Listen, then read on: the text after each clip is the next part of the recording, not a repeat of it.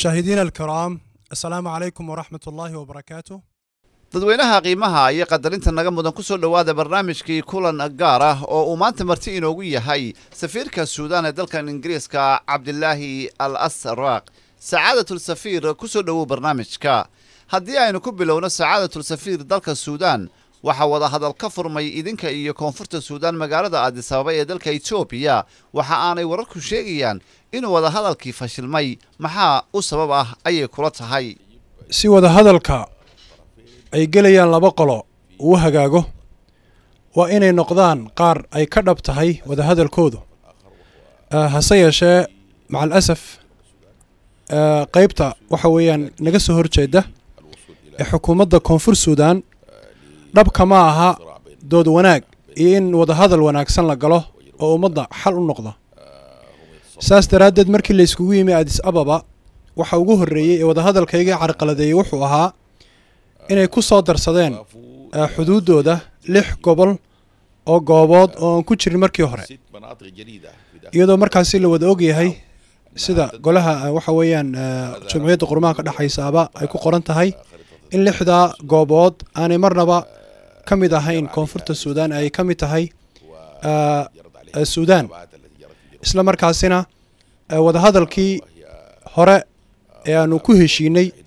wuxuu markaasi markastaba ku dhignaa in 6 goobood aanay kamid ahayn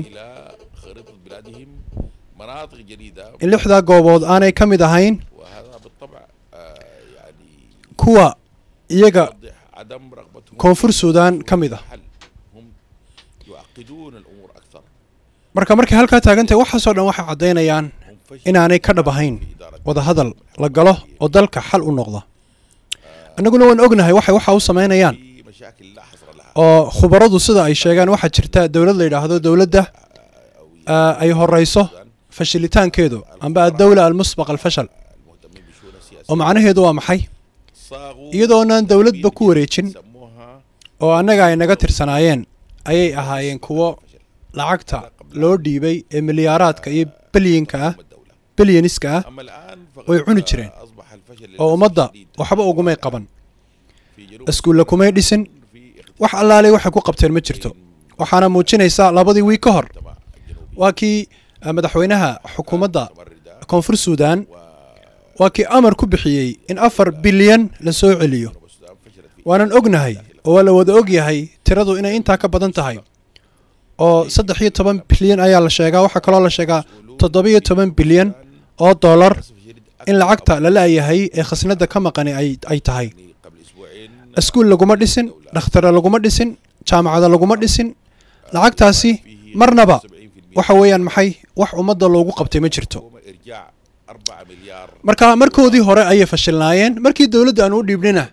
saasay u fashilmeen haddana haday caynka tahay macnaheedu ma aha inaan anagu fashilinayno oo haddii anagu aanu fashilinayno umaanan ogolaaneen inay afti sameeyaan oo ay ku doortaan inay go'aan oo ay noqdaan dawlad madax bannaan marka anigu markasta waxaan ku celcelinayaa ma jirto xaggooda ama dhinacooda ama dhinacaanu hayno ee koonfur Suudaan marnaba ma jirto niyad wanaag ay ka muuqato in ay aanu waxa weeyaan heshiis aanu gaadhno oo aanu noqono dad walaalo ah oo jaara saasoo tahay haddana annaguna markasta waxaanu leenahay waxaanu u bilaabaynaa oo aanu leenahay calaaqad wanaagsan waa inaanu sameynaa oo walaalnimo ku dheehan iyo jaar wanaag waa maxay dariiqa ugu habboon ee aad ku xalliyi kartaan khilaafaadka xuduudaha ee aad isku haystaan idinka iyo dalka koonfurta Suudaan oo ay ka mid tahay Abyey sidee ayaana uga hortagi doontaan isku dhac yimaada oo noocan oo kala ah idinka iyo koonfurta Suudaan xukuumadda koonfur Suudaan sida la wada ogyahay waxay tababartaa kooxo hubaysan ay dhulkeeda ku tababartaa oo shabaha Mooriyaan ama dayday oo kale oo naxariis lahayn intay u soo gudbaan xuduudayada waxaanu dadku ay xoolo leeyihiin dhaca dadka laaya isla markaasina fasaad ka abuura goobaha Suudaan iyo xuduudda Suudaan marka markasta iyagu danaha iyaga gaarka iyo xuduudaha iyaga iyo dalkayga way soo farageliyaan hase yeeshee haday doonayso xukuumadda koonfur Suudaan haday doonayso tasaalux iyo wanaag iyo jaar wanaagsan waa inay ka hadhaa inay arrimahayaga gaarka noo ah ay soo dhex gasho oo xuduudayada ay noo ammaan geliso oo annaga ayna dayso danahayaga ay noo dayso iyo dadkayaga sideedaba way ka yar tahay inay arrimahayaga soo dhex gasho oo waxaa haysta mashaakil waaweyn oo ay ka mid tahay inay ka hadasho ceeshka uu cunayo iyo bariiska uu cunayo ninka koonfur suudaan sida la og yahay 80% in ka badan oo waxyaalaha ay u baahan yihiin waxay uga yimaadaan xagga waqooyiga ee suudaan marka cala aqal ha ku fikiraan danaha uu doonayo ninka koonfur suudaan oo ah iyo danta uu doonayo iyo maslaxada uu doonayo ah inuu si wanaagsan oo karaamo leh uu u noolaado oo dhaqaalahooda cala aqal ha door bidaan oo ha ilaaliyaan markastana anigu waxaan ku celinayaa oo hadalka markaasi si koobana hadday doonayaan nabad iyo ammaan iyo jaar wanaagsan waa in arrimaha annaga noo gaarka ah ee suudaan gudaheeda ah ay faraha kala baxaan iyo xuduudayda sacaadatul safiir haddii aynu ka yara baxno arrimaha suudaan sidee ayaad u aragtaan cilaaqaadka idinka dhexeeya idinka iyo dalkan Britain iyadoo aynu ognahay in cunaqabateen idinku socoto iyo waliba madaxweynihii oo maxkamadii ay dambiyo u raadinayso calaaqada annaga iyo ingiriiska naga dhaxaysa ingiriis iyo suudaan waa calaaqo soo jireena oo taariikh adag leh waxaana la og yahay in ay ingiriisku ama Britain ay isticmaarsatay suudaan dhaxal weynna ay uga tagtay dhaxalka ay uga tagtay waxa ugu muhiimsan mashruuca la yiraahdo mashruucul jaziira oo mashruuc ballaaran oo beerlaya iyo biyo soo saareen ah oo beer weyn oo ku taalo suudaan beeraha ugu waaweyn ee suudaan ay ku taalo ayaa ay mashruucaasi u ahaa mashruucaasi ilaa hadda wuxuu soo saaraa 2,500,000 oo dagal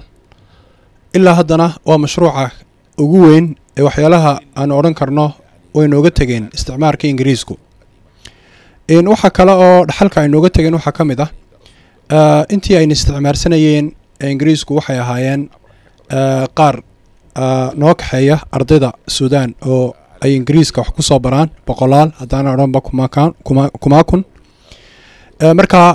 horta calaaqada naga dhaxaysa annaga iyo ingiriisku waa sidaas ilaa haddana waxay markaasi ku tirtirsiyaan oo ku booriyaan dadka maalqabeenkooda ah inay suudaan tagaan oo ay maal gashadaan hase yeeshee in cuquubadaha markaasi Mareykan ay nagu soo rogtay ee suudaan ay ku soo rogtay waxa ingiriisku noo sheegeen markii ay cuquubadaha ay cuquubaadka bilaabeen ee Mareykanku in cunaqabatayntaas Mareykanku uu ku soo rogay suudaan inaanay ahayn wax iyagu ay shuqul ku leeyihiin oo ay tahay arrin ay ka dhaxayso suudaan iyo Mareykan tan kale aad ka hadashay ee ah maxkamadda duwaliga ah ee madaxweynaha xukuntay waxa horta muhiim ah in laba arrimoodba laga hadlo horta qaraarka ay soo saartay maxkamaddu waa qaraar baadil ah oo cadaaladda ka fog amanayihi anoo kaliya ninka sidaa lihi oo waxa le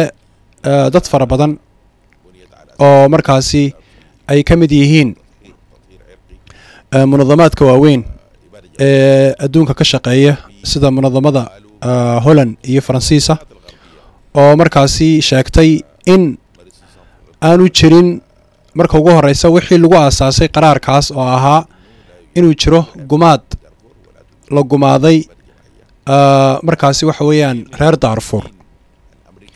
oo loo gumaaday si isirahana iyagoo la eegayo halka ay ka soo jeedaan marka horta taasi ma jirtaba waxaana cadeeyay labadii la diray ee Mareykan ee Jordan Forrest iyo Andros Sion oo yiri wax ma jiro gumaada oo la sameeyay in waxa kale oo markaasi uu sii sheegay Jordan Forrest oo yiri arinta oranaysa gumaad baa ka jira cirqiya oo sirtirsiya oo waxa weeyaan waa arin lagu talagalay in lagu raali geliyo nimanka xaq jira ee Mareykan si doorashada Mareykanka ay markaasi ugu hirgasho Bush oo xilliga markaasi madaxweyne ka ahaa marka horta asaaskii lagu dhisay maxkamadda ee madaxweynaha lagu xukumay horta marka ugu horeysa halkaasuu ka soo jeedaa waana arrin iyaga laftoodu ay leeyihiin waa waxba kama jiraan qaraarka marka dhinac kale laga eego waa qaraar siyaasi ah oo ma aha qaraar markaasi waxa weeyaan xikmad ku dhisan iyo xukun cadaaliya waana la ogyahay oo sir ma aha maxkamadan adduunka ahi wax xukuntaa in ay tahay waxay adeegsadaan nimanka reer galbeedku si ay dalalka qaarkood ay ugu qabsadaan ee hodanka ah marka suudaanna waa la ogyahay waa meel dihin waa meel barwaaqo ah oo soo saarkeedu uu yahay soo saar dabiiciya oo hadday tahay xagga dalaga iyo beerahaba ay hodan ku tahay isla markaasina batroolka iyo waxyaalaha dabiiciga ee kale ay hodan ku tahay marka inay u hunguroodaan kuwa doonaya ee damaca badan leh ee reer galbeedka ahi way iska muuqataa inay markaa noo adeegsadaan maxkamadaas oo ay madaxweynaha ay ku carqaladeeyaan sida wanaagsan uu dalka u maamulayo hase yeeshee waxa weeyaan suudaan waxaa ka jirta hogaamiye wanaagsan oo aan marnaba u hoggaansamahaynin waxa weeyaan maxay waxyaalaha kuwaasi ay wadaan isla markaasina aan yeelahayn waxa ay wadaan zamankanaynu ku jirnana haddii aanad yeelin waxa weeyaan dhib badan baa ku soo gaadhaysa runtii ma la odhan karaa cilaaqaadka idinka iyo Britain idinka dhexeeya waa uu fiican yahay oo maaha mid naaqus ah sida waxa weeyaan la ogyahay kulleyba calaaqada anaga iyo ingiriis naga dhexaysa waa calaaqad wanaagsan weeyaan oo aan ka ahayn mowqifka ingiriisku ay iska istaageen Britain ay iska istaagtay maxkamadda oo mowqifka waxa la odhan karaa waa mowqif ay ka midaysan yihiin mowqifka Yurub laakiin inta kale calaaqada naga dhaxaysa waa calaaqad dabiici sacaadatul safiir haddii aynu u kacno dhinaca Soomaaliya miyaa la odhan karin Soomaaliya waad ilowdeen oo waxaad uga tagteen jaarkii kale ee ku xeernaa Soomaaliya idinku ku habboonaa in aad hawshaasi la wareegtaan xumaarko inaanu ka tagnay Soomaaliya waa qayb anaga naga mida marnaba awoodna uma lihid inaad tiraahdo qayb ka mida jirkeyga ayaan ka tegayaa uma baahnay anigu inaan Soomaali badan u sheego calaaqaadka soo jireenka ah ee naga dhaxaya anaga iyo Soomaaliya waxaan xasuustaa caruurnimadii waxaanu dhageysan jirnay Xaliima Magool waxaanu dhageysan jirnay Axmed Rabsha oo waliba wax ku dhigtay Suudaan oo fankaba ku bartay Suudaan hogaamiyaashiina ugu waaweyn ee Soomaaliya waxay wax ku soo barteen Suudaan waxa kamid ah Ilaahay ha u naxariistee Cabdiraxmaan Axmed Cali Cabdiraxmaan Tuur waxa kamid ah Sheekh Shariif oo madaxweynihiina ilaa hadda imaka ah madaxweynaha Soomaaliya Suudaan ay wax ku soo dhigtay in ka badan 10,000 oo Soomaaliye waxay wax ku dhigtaan Suudaan waxaana min xadas siiyay dawladda Suudaan dawladaha waaweynay awood inta leeg inay Soomaalida noocaas ay wax u dhigaan ma awoodaan waxa la ogyahay in hay'adahayaga iyo munaadamaadkaygu ay joogaan Soomaaliya in macallimiintaydu ay joogaan Suudaan Soomaaliya ay wax ka dhigaan marka anagu marnaba Soomaaliya kama aan tagin sidaan uga tagnaa Soomaaliya waa anaga qayb anaga naga mid weeyaan calaaqaadka naga dhaxayana ma aha calaaqaad fudud ee waa calaaqaad soo jireena oo jacayl iyo wada xiriir ay ku dhaahan tahay hase yeeshee anigu markasta waxaan canaananayaa walaalahayga Soomaaliyeed waxay dalkoodii ku sameeyeen marnabana uma arko wax cudurdaara waxa dalkoodii ay ku sameeyeen waa ceeb weeye ceeb waa wax laga yaqyaqsoodo wixii markaasi hore u dhacay laakiin imaka iyo haatanna waa in la arko Soomaaliya oo nabad leh oo hagaagsan oo isku tiirsan oo wax wada qabsanaysa oo Soomaaliyadii la yaqaanaya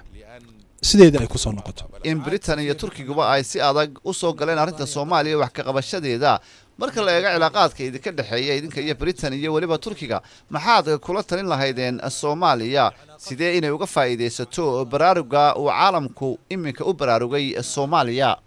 iyadoo jirto calaaqaadka naga dhaxeeya anaga iyo Soomaalida